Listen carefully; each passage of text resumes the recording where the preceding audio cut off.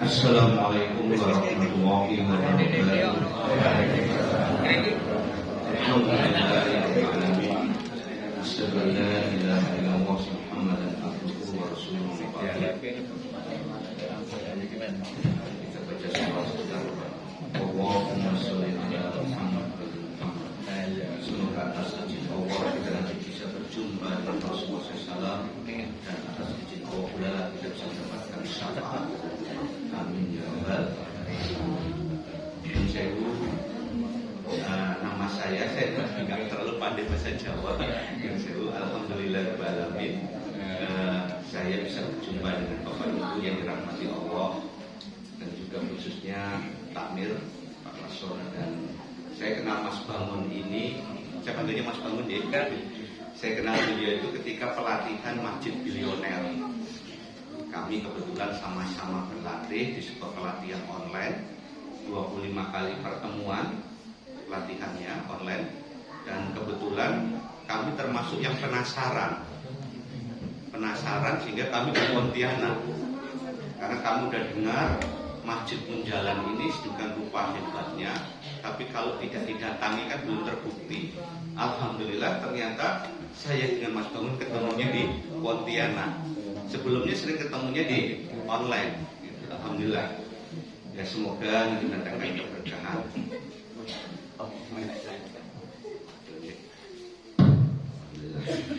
Jadi kalau asli pun arek Surabaya. Nah, aslinya arek Surabaya. Saya mualaf. Masuk Islam kelas 1 SMA, korban dari Jawilan.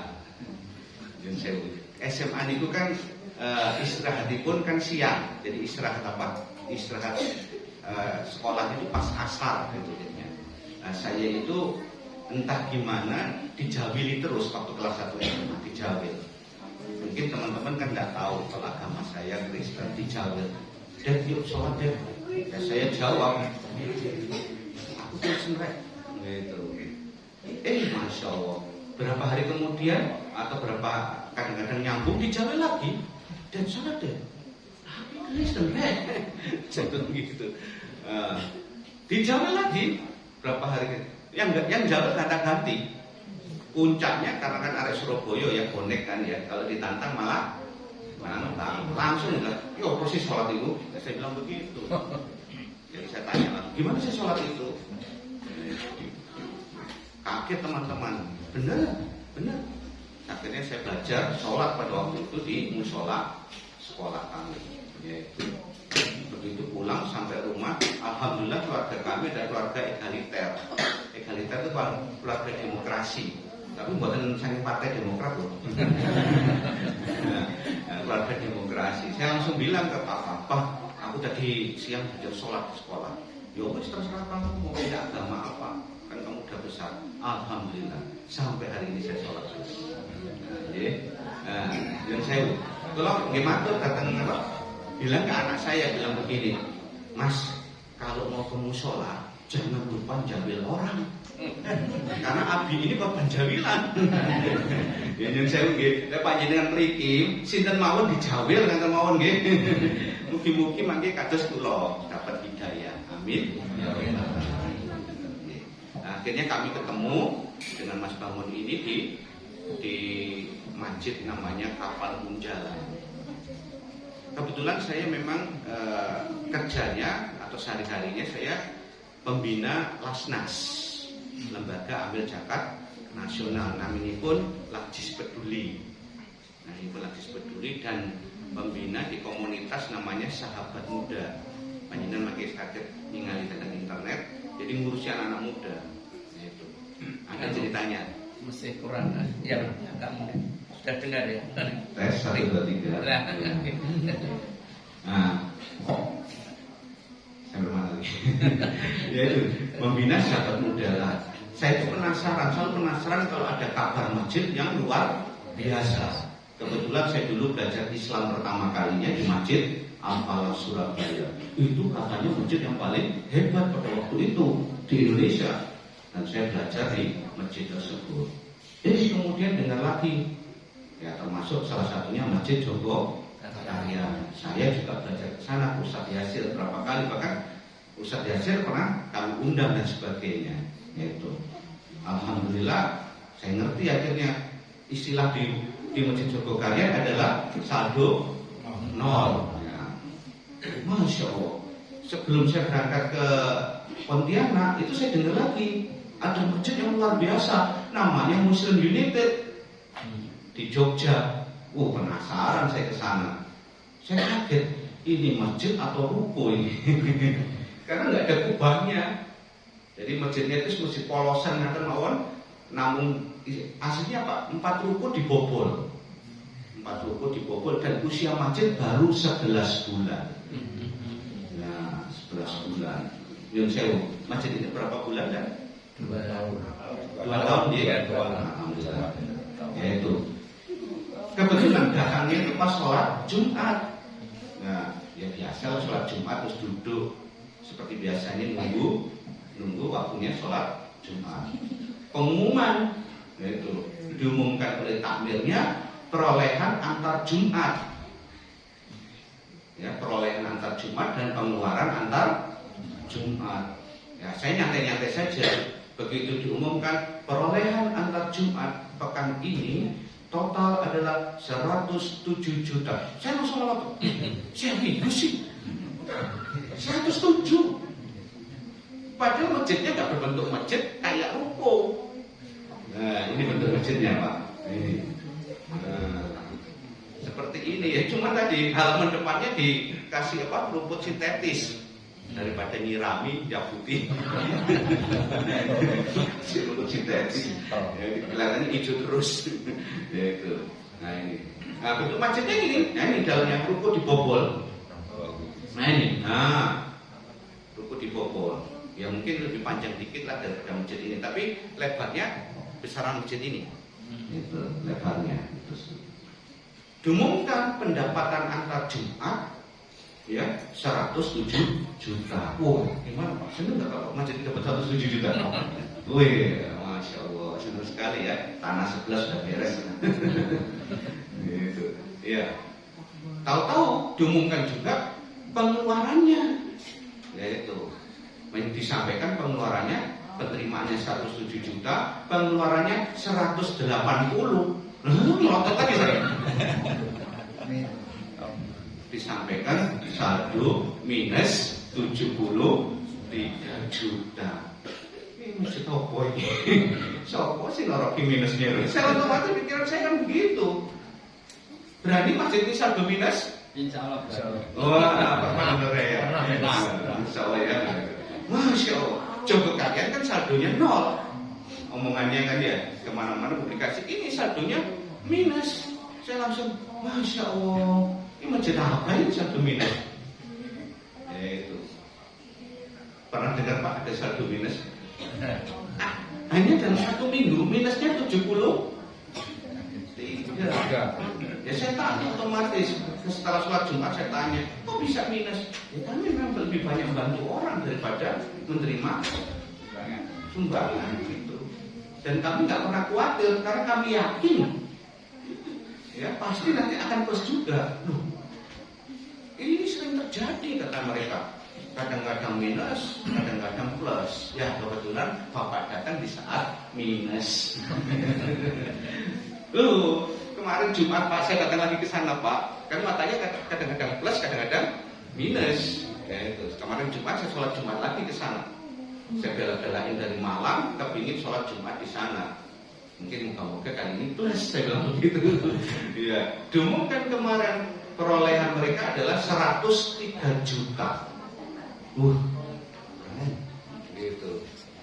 Tetapi pengeluarannya 152 juta. Kok cik minus terus ini? Penasaran, saya cari pendirinya. Namanya Mas Nanang. Saya cari pendirinya. Gitu. Penasaran saya. Gitu. Masih muda sekali Pak pendirinya. Ya, tapi Masya Allah semangatnya Pak, Masya Allah. Dia sangat yakin. Ya, buat masjid lain kata dia. Buat masjid lain yang dipikirin uang dulu baru buat program. Iya, benar. Sama kan saya juga begitu kan.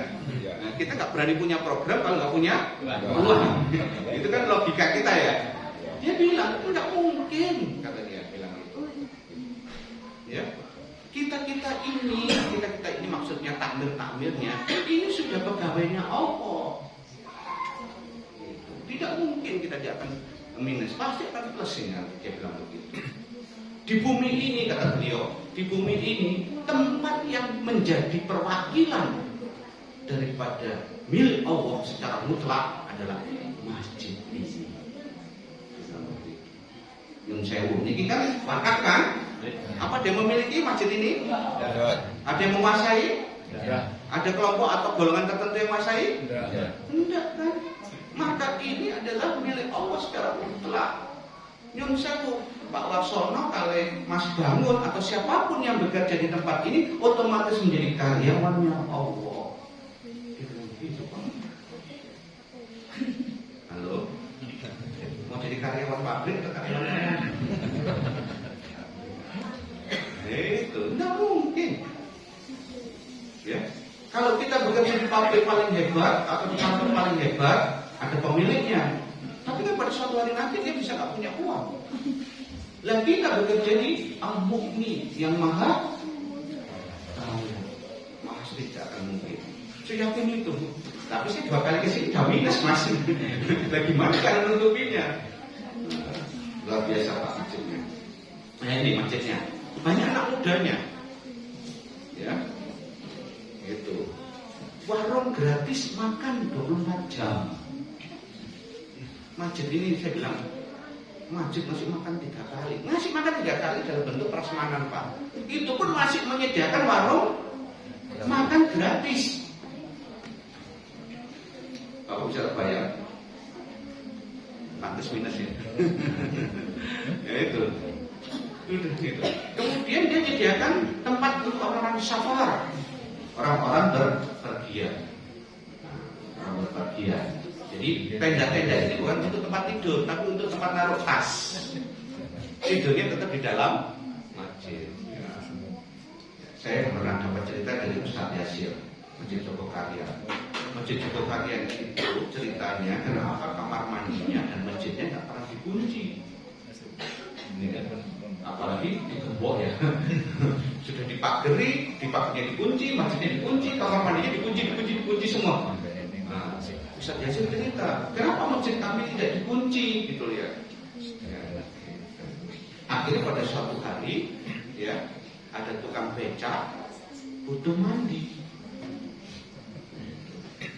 Kemudian tukang becak itu otomatis bisa mandi dengan mudah di masjid Jogokarya. Setiap mandi dia berinfak. Ditanyain ya sama Ustaz Yasir, Bapak mandinya di sini? Iya. Kenapa Pak? Karena satu-satunya masjid waktu itu, maaf ya, di kota Jogja ini yang mengizinkan kami mandi itu hanya masjid ini. Lah kami mandi di tempat-tempat yang harus berbayar 5.000, mendingan kan kami mandi di sini tapi niatnya berinfak. Ya Allah, pasti berkah buat kita ini.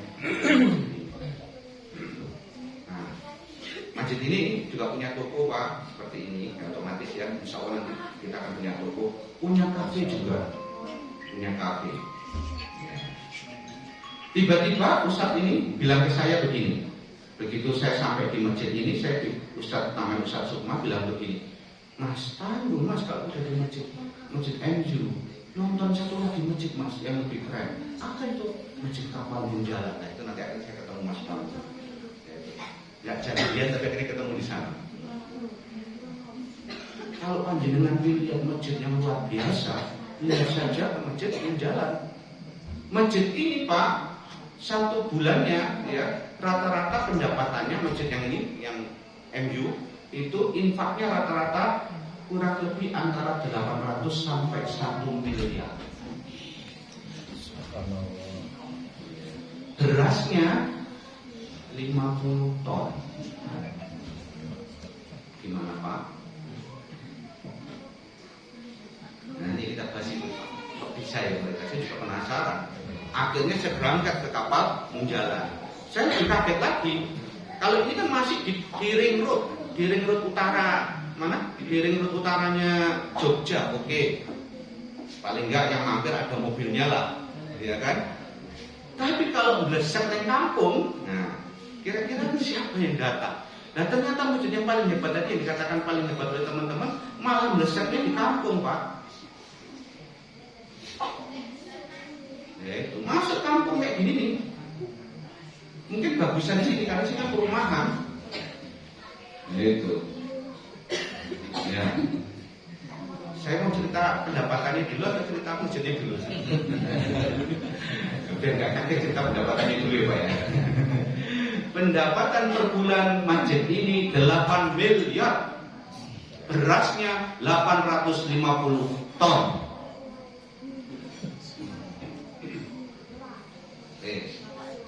Saya sampai sana. Saya juga saya kan orangnya suka analitik gitu.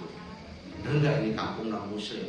Saya berdiri di depan masjid, tanya ke mabut-mabut. Di sini mana rumah yang muslim? Saya bilang begitu. Dituding, itu Pak, itu Pak, itu Pak. Hanya 4. Yang lainnya Cina.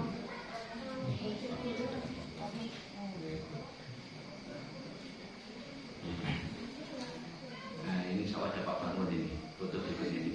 Nah ini lakonnya ya. Lakonnya. Ya itu. Ya sama seperti kita tadi.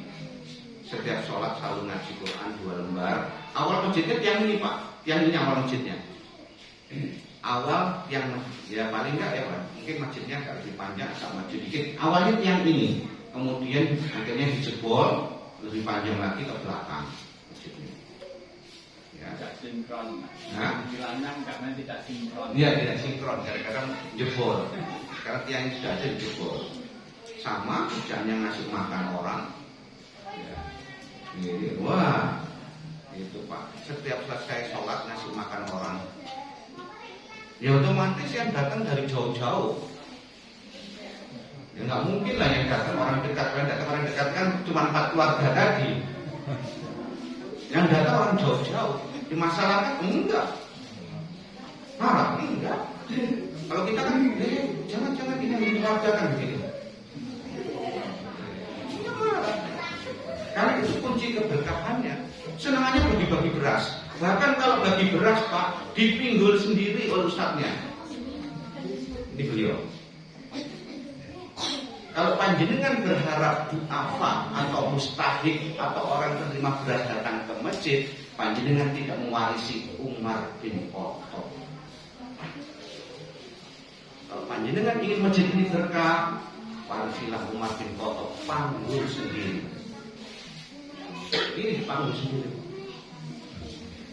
Jadi lucu ceritanya. Saya itu sampai kecolongan. Istilahnya begini. Saya itu lagi berdiri begini. Ya, terus beliau sebelah saya. Nah, terus para mustahik menerima beras itu melewati saya begini. Terus yang penerima beras itu mantul ke saya. Ya otomatis saya balas mantul. Ya, Pak. Begitu sampai di depannya ustadz ini Pak, berasnya diambil, dipanggil. Saya langsung marah, ya Allah, kok aku sih dapat beras sih mau.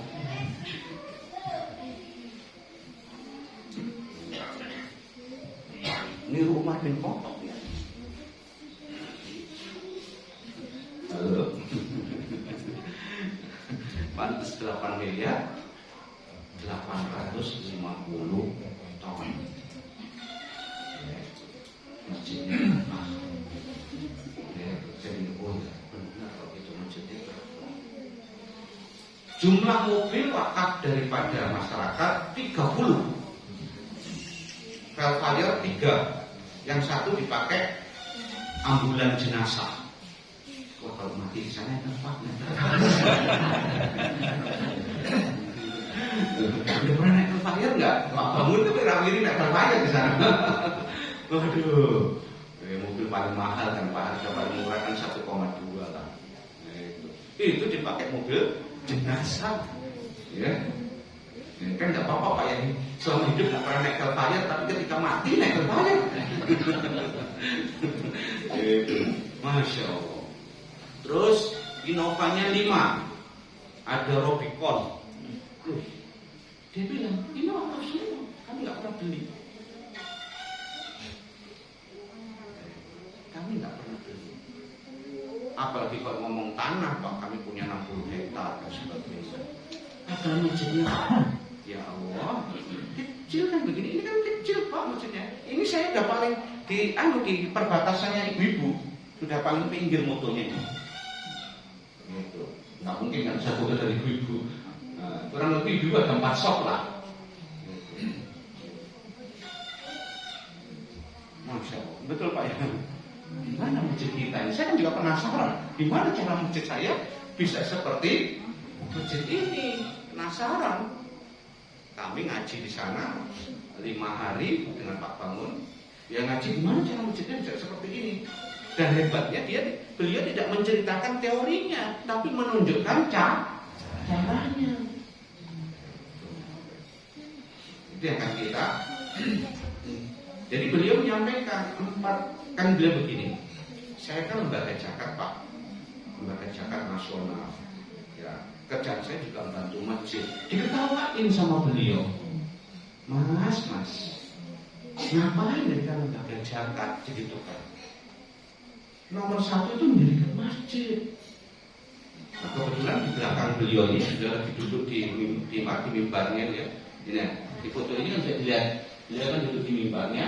Sebelah kiri fotonya Masjidil Haram.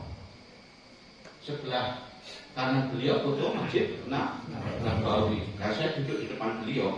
Mas, di agama kita itu perintah paling jelas itu adalah mendirikan masjid, memakmurkan masjid. Karena 2 nabi ini mendirikan masjid dan memakmurkan masjid, maka nama beliau diucapkan terus setiap kita sholat. Siapa beliau? Di sebelah kiri pendiri masjid daripada Masjidil Haram siapa? Nabi Ibrahim. Siapa pendiri Masjid Nabawi? Dia beliau sendiri. Nabi kita. Maka nama beliau diucapkan ketika kita. Karena apa? Karena ini mereka dicintai oleh Allah. Ada nama Nabi disebut dalam sholat? Nggak ada. Nah, ngapain kita repot-repot hidup ini? Ya kita teruskan saja cita-cita. Alhamdulillah, panjenengan urunan beli tanah tanpa minta paket dari Arab Saudi, membangun sendiri masjid ini. Insya Allah panjenengan terus-terus. Insya Allah. Saya dapat cerita dari Mas Bangun. Luar biasa ini. Itu jadi seperti ini. Tinggal bagaimana memakmurkan sehingga 8 miliar. Nah itu. Beliau begitu. Ngapain mendirikan lembaga-lembaga lain? Ngapain ngurusi pekerjaan-pekerjaan lain? 2 pekerjaan ini membuat 2 nabi tersebut sangat dimuliakan Allah. Nah kenapa panjenengan cari pekerjaan lain saya digitukan? Ada pekerjaan yang lebih hebat daripada pekerjaan ini? Beliau bertanya begitu ke saya. Ya, saya pikir enggak ada. Ya, tapi kan setiap orang kan perlu ikhtiar kan ya. Oke. Nah ini kata beliau. Masjid itu punya 4 pilar. Kalau supaya makmur kata beliau. Ya. Mungkin masjid ini sudah sampai nomor 2. Nomor 3-nya masih berusaha. Nomor 1 Baitullah. Masjid ini tempat sujud. Seorang jenderal pun, bahkan presiden datang ke sini pun dia harus sujud. Dan tempatnya kadang-kadang di belakang dibanding orang-orang yang lainnya. Karena ini tempat sujud. Nah, bagaimana kita membela tempat sujud ini? Kita lihat kualitas jamaah sholat subuh. Karena siapapun yang datang sholat subuh ke masjid, kata Rasulullah SAW, menunjukkan tidak adanya ciri-ciri kemunafikan. Orang munafik pasti berat berangkat ke sholat subuh, selalu punya 1001 alasan. Ya, tapi kita datang kan karena kupon kan ya. Kupon itu bagus. Pernah dengar Bapak ada cerita sahabat Nabi namanya Sa'ban? Pernah dengar? Ya, sahabat cowok. Beliau itu pada suatu sholat subuh tidak ada di tempat, biasanya duduk di pojok, ya, karena beliau nggak mau menghalangi dan datangnya selalu duluan. Sahabat Rasulullah.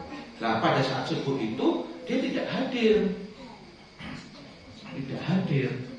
Rasulullah karena tahu mungkin dia biasanya datang awal, maka ditunggu, mungkin dia ada suatu uzur terlambat datang. Ditunggu beberapa saat, nggak ada, ya sudah sholat dimulai.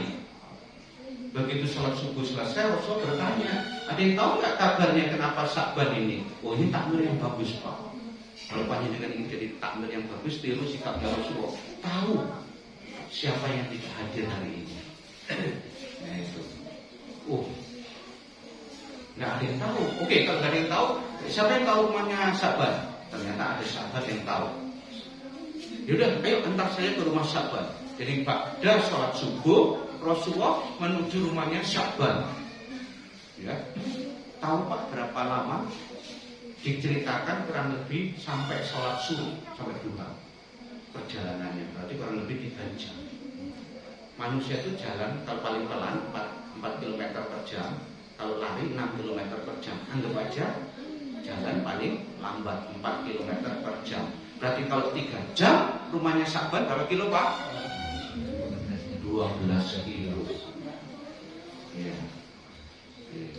Begitu sampai rumahnya Sya'ban, Rasul bertanya, di mana Sya'ban? Barusan meninggal dan sudah dikubur dengan cepat. Tapi istri menangis sambil bercerita. Ketika Sya'ban itu sakaratul maut, dia sempat mengucapkan 3 kalimat, 3 kali aduh. 3 kali aduh. Saya balik Pak ya, yang saya ceritakan aduh yang nomor 3 dulu ya. Karena biasanya yang ceritakan aduh yang nomor 1 dulu, saya balik. Aduh yang nomor 3 itu pada waktu itu Sya'ban mengaduh. Nah, Rasulullah SAW kan punya misalnya pembisik namanya malaikat Jibril, sehingga diceritakan adu-adu tadi itu kenapa. Ternyata di surat Al-Qaf 22, orang yang sakaratul maut itu dilihatkan semua amalnya, terutama amal-amal yang khusus maupun amal-amal yang sangat bermasalah, yang nanti menunjukkan ganjaran dia setelah mati, entah di surga ataupun di neraka. Jadi panjenengan nanti kita semua begitu sakaratul maut itu dilihatkan amal kita, amal yang terbaik juga amal yang terburuk, dan kemungkinan kita akan tinggal di tempat yang mana. Moga-moga kita nanti berarti dengan husnul khotimah. Jadi dilihatkan. Jadi Sya'ban itu waktu sakaratul maut dilihatkan dan mengucapkan 3 adu kata Rasulullah. Adu yang nomor 3, Sya'ban itu dilihatkan pada suatu hari dia lagi makan roti di rumah dia. Roti Arab itu kan 3 kali roti kita Pak. Jadi gede Pak. Nah, gede ya.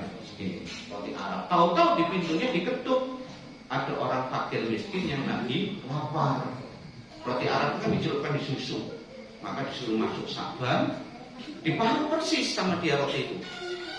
Adil lah. Kalau kita apa dikasih lebih sedikit atau lebih banyak? Kan nggak ngasih. Punten. Gitu. Jadi diparuh sama Sya'ban, bagi rata, ya. Kemudian separuh dikasihkan orang fakir miskin tadi, separuh dimakan Sya'ban. Demikian pula susunya, diparuh Sya'ban dan diparuh orang yang fakir miskin tadi. Ternyata oleh Allah di sakaratul mautnya ditunjukkan gara-gara amalan itu dia mendapatkan kesempatan berada di surga yang paling. Jadi digambarkan, kalau nanti dapat balasan ini, Sya'ban langsung bilang, aduh. Maksudnya aduhnya adalah kenapa nggak saya berikan semua rotinya? Kalau separuh dapat surga kayak gitu, lah kalau 1 roti sama 1 susu gelas gimana? Paham ya? Kalau tersedekah dengan takut, kita nggak akan miskin ya karena nanti.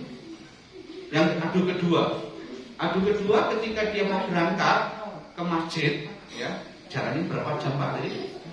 3 jam. Nah karena hawanya dingin, dia pakai baju lapis 2. Dia khawatir baju yang pertama kotor, maka baju yang paling bagus ditaruh yang paling dalam. kemudian dilapisi baju yang biasa, yang agak jelek gitu. Karena khawatir kotor. Begitu sampai jalan, hampir mendekati masjid Nabawi, dia melihat ada orang, atau perempuan atau laki ya, orang itu kedinginan, menggigil. Maka dilepaslah baju yang keluar, ya, diselimutkan kepada orang tersebut, diajaklah orang tersebut ke masjid untuk ikut sholat berjamaah sehingga orang tersebut tidak kedinginan dan selamat. Ditunjukkan sama Allah balasan atas amal itu. Betapa indahnya surga yang dia dapatkan hanya gara-gara melepas baju yang jelek. Langsung dia bilang, aduh, kenapa baju yang bagus saya berikan? Hanya nomor satu berkaitan kita, Pak ya, berkaitan kita. Dan saya mau bersimak ya. Aduh, yang pertama, ya, sabar itu berjalan 3 jam ke masjid, ditunjukkan balasannya. Langsung dia bilang, aduh, kenapa nggak lebih jauh lagi? Yang saya, siapa rumahnya di sini paling jauh? Panjenengan akan bilang, aduh, kurang jauh. Saya tadi Pak dari Magelang, saya lihat 22 km. Moga-moga aduh. Kemarin saya ngisi dari Malang ke Surabaya 100 km. Wah, moga-moga aduh. Alhamdulillah, moga-moga kita nanti mulai dimuliakan Allah gara-gara langkah-langkah ke masjid kita ini. Amin. Yang kedua, Baitul Quran sudah dikerjakan di sini. Cuma ditingkatkan, Pak. Tidak sekedar membaca setelah sholat saja. Di masjid yang Muslim United, Al-Quran itu mendengung, Pak. Saya tuh sampai bingung. Ya Allah, kok masjid kayak gini, kayak gini. Al-Quran itu nggak pernah berhenti suaranya, Pak. Bukan suara murotal lewat tape. Suara orang, Pak, nggak berhenti. Tadi kita kan selesai, ya. Kan biasanya setelah itu kan masjid ini bersepi ya, sudah nggak ada suara lagi kan. Di sana ada suara terus. Orang itu selalu ada yang masih duduk. Kalau nggak gitu karena ini masjid safar, ada orang yang safar. Orang yang safar itu, Pak, sama marbotnya ditawari, Pak, daripada jangan dia pegang HP itu, Pak ya, langsung dekati. Ngomong baca saja. Kita kan sering takut masjid dipasang wifi, takut disalah gunakan untuk hal-hal yang lain. Gak usah takut, Pak. Kalau ada yang berwifi yang di sini atau pegang HP kelamaan, monggo baca Quran saja. Ada petugas yang begitu, Pak. Masya Allah, saya bilang, Al-Quran mendengung, Pak. Kalau di tempat ini Al-Quran mendengung, entah dengan cara kita membaca bersama-sama, kemudian baca sendiri-sendiri, apalagi ada kursus-kursusnya, ada taksim, ada taklim, ada tahfiz. Wah, Masya Allah, Al-Quran mendengung. Siapapun yang telah berwakaf, siapapun yang telah bersedekah di masjid ini, maka dia mendapatkan pahala yang mengalir. Apalagi dicari, Pak. Yang ketiga, Baitul Mal. Ya, Baitul Mal. Saya paham. Mas Bangun ini tadi kan kemarin cerita, saya sampai agar orang-orang datang ke sini dan dapat hadiah. Ada yang pernah dapat hadiah itu 750? Saya juga kepingin dapat hadiah. Ya. Itu malah menunjukkan kekuatan daripada masjid ini. Ya. Otomatis kan uang hadiah itu kan didapatkan dari uang infak kan? Benar kan? Berarti menunjukkan kekuatan masjid ini. Mungkin orang bilang, untuk subuh kok pakai kupon.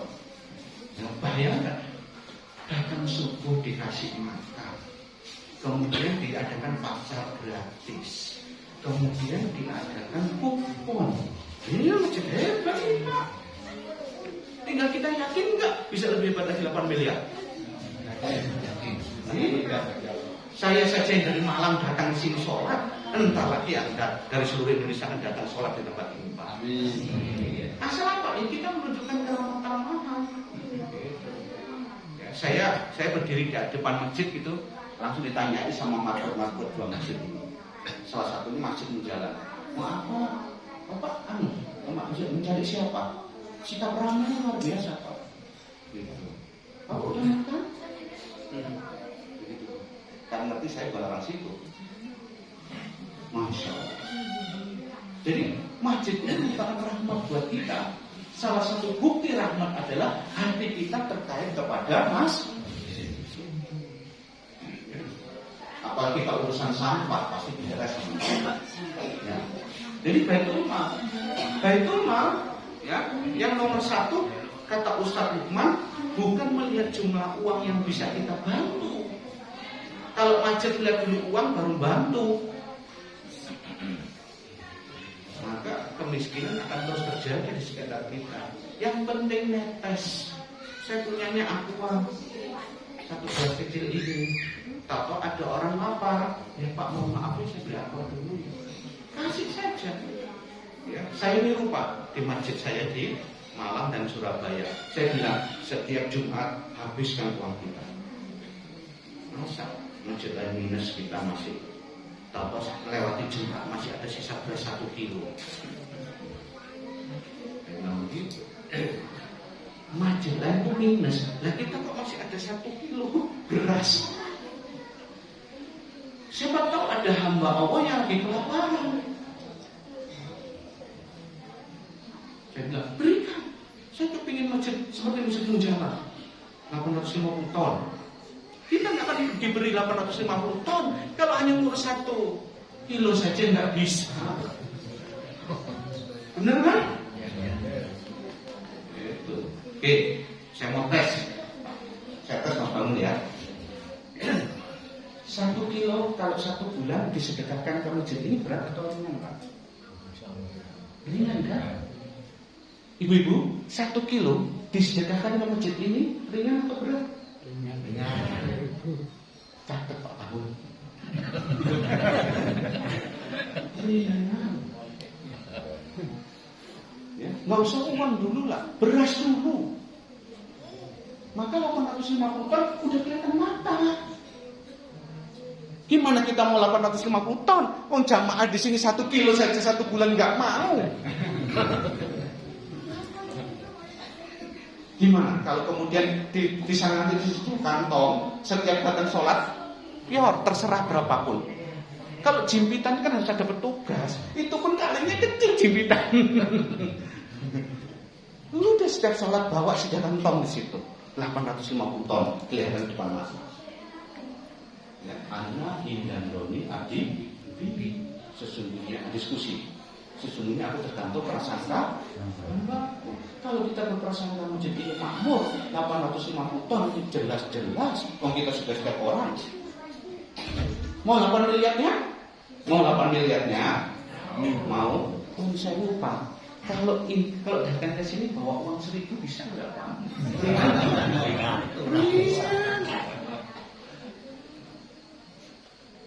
Setiap datang ke sini bawa 1.000. Nyun sewu, saya datang ke orang-orang yang lagi ngerokok. Saya bilang begini Pak, nyun sewu Pak, saya hanya 5.000 saja Pak dari uang rokok panjenengan diberikan ke masjid. Berapa ya? Rokok harganya 1 pak berapa? Nah, kita doakan moga-moga berkah sehingga Pak berhenti merokok. Ya, gampang ya. Pak Bangun siap kan? Sudah siap ini jadi donatur beras dan donatur setiap datang 1.000. Itu insya Allah ya Bapak ya. Jadi gampang sekali. Sekarang Baitul Muamalah. Baitul Muamalah. Pilih mana? Maaf ya, beli gini yang namanya ada Mart itu loh. Ya tahu ya, yang warna-warna Maret itu loh. Toko-toko itu ya. Ya, di sana panjenengan ya, saya nggak tahu pemiliknya muslim atau tidak. Gimana kalau kita hanya beli garam saja? Garam itu berapa harganya?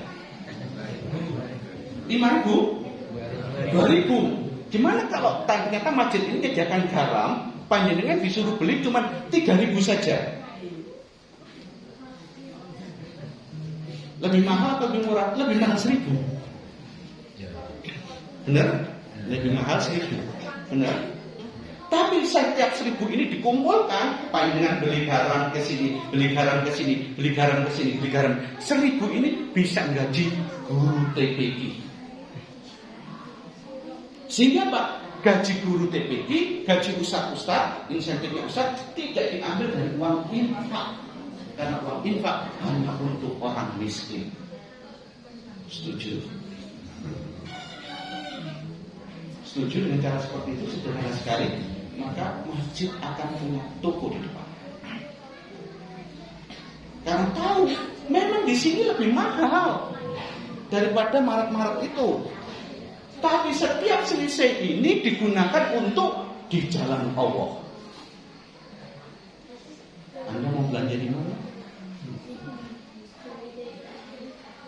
Masih mau belanja di maret-maret tadi?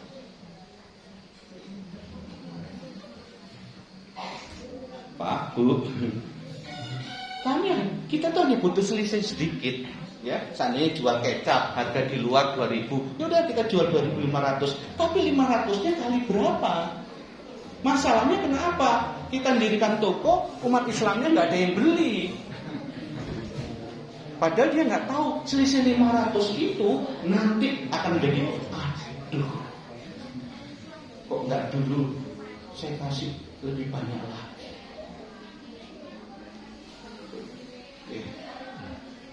Jadi bisa masjid kita ini insya Allah kurang satu saja Pak bangun ya.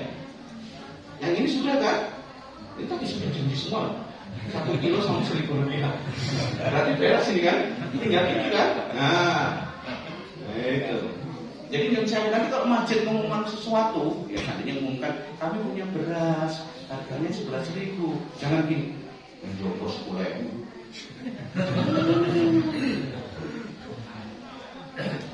Beras yang Bapak makan tadi harus dipahami bahwa 1.000-nya itu ke jalan Allah untuk menghidupi perusahaan namanya masjid, dan perusahaan ini adalah ownernya Allah. Maka panjenengan urun 1.000, Allah yang urus rezeki Anda, rezeki panjenengan semua. Siap, Bapak Mut? Siap punya toko? Masjid itu berkah sekali. Dibangun dengan cara benar, saudara. Tinggal meneruskan saja langkah-langkahnya. Insya Allah menjadi masjid yang penuh. Amin. Baik Bapak Ibu yang dirahmati Allah, itu mungkin ada tanya jawab. Boleh diskusi Pak? Mungkin ada yang bertanya. Ya, jangan pernah bertanya gimana rasanya jadi Kristen ya.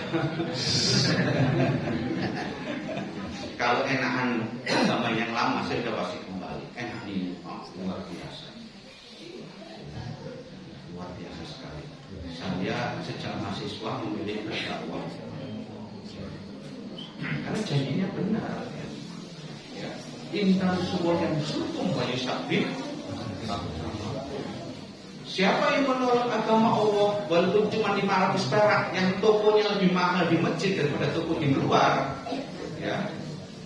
Intan semua yang sukum, siapa yang menolak agama Allah maka Allah akan tolong umat.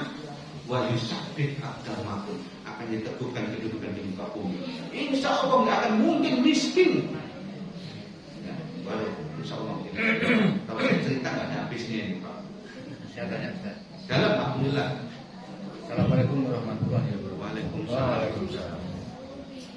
Bagaimana menghadapi masyarakat atau takmir yang masih pilih-pilih antara golongan dengan yang tidak seiring dengan golongan? Maka saya jamah di sini. Iya. Saya sering ngaji di sini, saya jamah sering di sini. Insya Allah setiap hari ini saya selalu di sini. Sudah. Karena apa?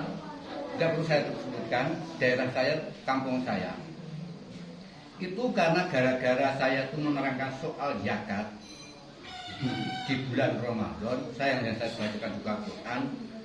Waktu hari itu juga saya ditegur, Mas Rito, sampai kalau menerangkan zakat bukan tempatnya.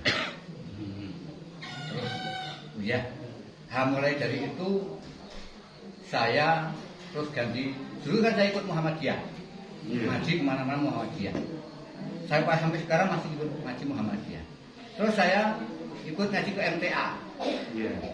Setelah saya ngaji MTA, saya dikucilkan di masyarakat. Tapi saya nggak menjadi mas-masang, saya cuma ngaji. Terus saya ngaji terus. Tapi setelah saya tahu apa itu MTA, lambat laun saya tahu arah dan tujuannya, saya berhenti mengaji. Saya tetap di Muhammadiyah. Tapi di tempat saya ngajikan tape.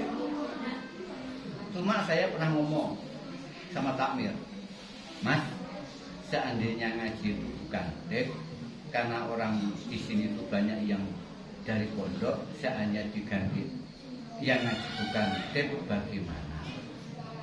Jawabnya begini, itu bukan urusan sampean, itu urusan takmir. Nah, mulai dari itu saya diam. Tapi saya tetap jamaah 5 waktu, saya juga ngaji tetap. Itu bagaimana cara menghadap itu? Jadi pertama yang paling penting kita harus sadar bahwa tempat yang paling luar biasa itu, tempat ibadah yang paling luar biasa adalah di masjid. Saya sering perjalanan, begitu handphone itu udah saya share, setiap 10 menit menjelang adzan sholat apapun itu selalu berbunyi. Selalu berbunyi. Jadi kembali ke hati dulu ya, kita nggak bahas perbedaan mazhab. Jadi pertama perasaan kita, gimana caranya sholat 5 waktu itu di masjid, terutama kita sebagai ahli jalur laki-laki. Itu. Gimana caranya? Nah, salah satu saya set setiap 5 menit menjelang adzan itu selalu berbunyi. Nah, seperti ini Pak. Banyak nih alarmnya. Pertama, supaya saya selalu prepare. Gimana caranya? Saya sebelum sholat itu saya sudah bisa wudu dan sebagainya. Nah, kadang-kadang dalam perjalanan saya kan nggak bisa milih masjid. Masjid manapun harus saya masuki. Yang penting sholat. Nah, perasaan itu yang dulu kan. Otomatis di setiap masjid kalau kita nggak suka kunut, ternyata ada yang kunut. Atau kalau kita pengen kunut, ternyata masjid tersebut nggak kunut. Nggak kita masalahkan. Karena yang paling penting saya bisa sholat di masjid dulu. Ya. Karena posisi kita adalah nafsi sebagai individu. Gimana caranya? Gimana? Ini nggak mudah Pak, benar Pak. Ya. Kemarin saya diskusi dengan Mas Bangun cerita Pak Didi, rumah saya itu sampai sengaja nggak saya renovasi dan apa-apa, biar saya nggak terjebak dengan rumah. Benar Pak, rumah saya juga nggak ada TV nggak pernah nyala. Kami nggak langganan TV apapun, karena khawatir begitu duduk, yang ditonton Pak api. Lengket pokoknya. Astagfirullahaladzim Pak, azan sudah berteriak segitu kerasnya memanggil kita. Saya hilangkan Pak semua TV. Di handphone saya tidak ada satu pun lagu Pak, karena saya nggak mau mubazirun Pak. Jadi mohon maaf saya nggak bahas perbedaannya Pak ya, nanti kita harus belajar lebih lama lagi. Jadi sampai seperti itu kan saya nggak mau mubazir, karena saya barusan sekolah kan, namanya sekolah 10 hari, namanya rumah sakit COVID. Pak, Masya Allah, kami masuk 4 Pak. Jadi pertama yang kena saya tes, akhirnya seluruh keluarga disuruh tes. Ternyata yang dalam rumah kami yang kena 4, saya, istri, ibu mertua, sopir. Yang nggak kena pembantu rumah tangga kami. Kebetulan anak untungnya lagi di Bandung dan sebagainya. Yang pulang cuma 3 Pak. Ibu mertua terpaksa dikubur. Yang namanya COVID itu jalan 1 meter itu Pak, itu luar biasa Pak. Luar biasa sakit. Nah kok tahu saya dapat sembuh Pak. Ya saya mikir, mungkin kenapa ibu saya yang dipanggil? Mungkin amal beliau sudah cukup. Amal saya mungkin belum cukup. Balik orang saya. Kalau kita dikasih kesempatan 1 jam hidup, Pak, berarti Allah sayang kita. Kita disuruh nambah amal supaya siap. Wah, padahal saya aslinya kok disuruh milih, Pak ya. Enak meninggal saat COVID. Karena mencari jalan, ya, hidup mulia dan mati syahid itu kan nggak mudah. Nggak ada perang soalnya kan. Nah, jalan satu-satunya adalah mati karena taun, karena wabah. Karena kategori mati wabah adalah sakit. Ya, kok keluar rumah sakit saya bilang gitu. Masya Allah. Itu. Yang kedua, Pak, mari kita hitung ya. Ini beneran kita hitung. Mungkin sudah pernah ada ustaz yang mengatakan 1 hari di bumi sama aja, Pak, 1 hari di akhirat sama aja dengan 1000 hari di dunia bumi. Pernah dengar ya? Ya. Oke. Kita ngitung enggak? 60 tahun kita hidup di bumi, 60 tahun kita hidup di bumi. Pakai kalkulator ya, Pak. Biar mantap. 60 tahun hidup di bumi, dikasih umur 60. Angkat tangan yang umurnya udah 60. Ya, saya masih 51, Pak. Bapak berarti sudah luar biasa ini. Hati-hati, Pak, tinggal 3 tahun, Pak. Ya, 60 dikalikan per tahunnya kan 365 hari kan? 365. Maka kalau kita hidup 60 tahun sama aja hidup 21.900 hari. Kita kembali ke 1 hari akhirat sama aja dengan 1000 hari bumi. Berarti ini dibagi 1000. Benar? Berapa, Pak, dibagi 1000? Kan udah kelihatan enggak? Menurut jam akhirat, orang yang berumur 60 tahun itu hanya hidup 21 hari atau dianggap saja 22 hari. Jadi bapak yang hidup 60 tahun yang jempalian. Yang demikian rupa itu hanya 22 hari akhirat. Nyun sewu yang sudah umur 60, saya mau bertanya. Kira-kira ini dibalas kekal di surga. Ini apa bukan? Ini kan? Masa mau dibalas kekal di neraka? Ini kan lucu, Pak. Menurut akhirat kita hidup cuma 22 hari, tapi minta balasan, keindahan, kenikmatan seumur abadi. Kita tuh hanya usaha 22 hari menurut jam akhirat, tapi diminta balasan kekal abadi. Tapi kan di dunia kan rasanya 60 tahun nih, supi itu. Ini jam akhirat. Paham maksud saya? Bapak itu minta kenikmatan, tapi pengorbanannya sedikit. Tapi pengorbanan yang cuma 22 hari tadi, Bapak tidak serius. Untung kita bukan umatnya Nabi Daud yang disuruh seharian menghadap ke timur ke barat, seharian dia begini hari Sabtu. Untung kita cuma disuruh 5 kali menghadap Allah. Itu pun nggak serius. Belum lagi sehari-hari kita. Apakah kita serius menjalankan agama ini? Nggak ngumpi, ibu-ibu? Ibu-ibu, 22 hari mau jam akhirat, tapi lebih banyak ngumpinya atau ibadahnya? Bapak, ya? Ini serius, Pak. Saya makanya begitu setelah COVID, Masya Allah. Apa maksud Allah ini? Kita hidup 22 hari, tapi minta balasan kekal. 2 harinya, 22 harinya, pengenakan, lantai dan sebagainya.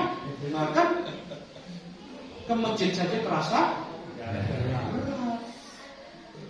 harus kita introspeksi ya di akhir pertemuan kita ini, bahwa kita 22 hari mengencam akhirat itu sebentar, tapi balasannya sesasi.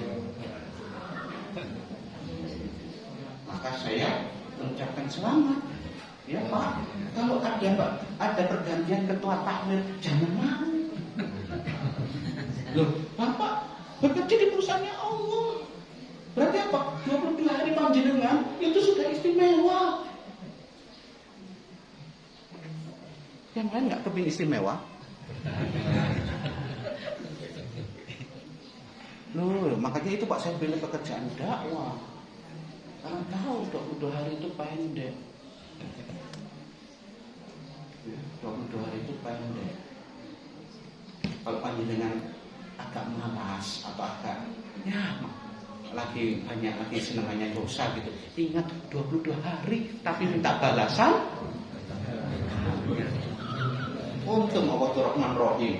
Kalau enggak kan susah ini nanti. Baik, alhamdulillahirobbilalamin. Ya, Bapak-bapak Ibu yang dirahmati Allah, semoga ini menjadikan keberkahan ya, bagi kita semua, khususnya bagi masjid yang kita cintai ini. Dan semoga pula kita semua selalu diringankan dalam beribadah, dimudahkan menuju masjid ini, dan dimudahkan pula menuju masjid-masjid, Masjidil Haram dan Masjid Nabawi. Haji dan umroh. Dan terakhir, ya, jangan lupa Pak, amalan yang buat yang utama itu ada 3. 1, amal soleh. 2, ilmu yang bermanfaat. Yang ketiga, anak yang soleh. Dari 3 ini yang paling sulit adalah anak yang soleh. Mencetak anak yang soleh paling sulit. Kalau ini kan urusan kita sendiri, amalia. Nomor 2, ilmu bermanfaat. Yang nomor 3, anak yang soleh. Gimana caranya anak-anak kita hafid Quran? Maka jadikan masjid ini adalah Baitul. Kalau kita anak kita sampai hafid Quran Pak, kita tidak telanjang di akhirat nanti, dapat baju dan juta. Moga-moga anak Bapak Ibu, keturunan Bapak Ibu ya, cucu-cucu sampai buyut-buyut sampai canggah dan sampai di akhir zaman para hafid Quran. Amin. Ya. Dan doakan kami Bapak, kami berniat mendirikan pondok hafid Quran sebanyak-banyaknya, berniat mendirikan masjid sebanyak-banyaknya. Target kami 1000 masjid. Itu moga-moga dimudahkan. Nah, apa? Bapak ingin tahu rasanya COVID? Kalau Bapak sudah tahu rasanya COVID, Pak, setelah itu Pak, rugi kita nyanyikan waktu. Jangan sampai Pak ya kena COVID ya. Baik, terima kasih. Mohon maaf dari khususnya Mas Bangun dan Pak Hasan Tanir. Semoga memudahkan amin. Wassalamualaikum warahmatullahi wabarakatuh.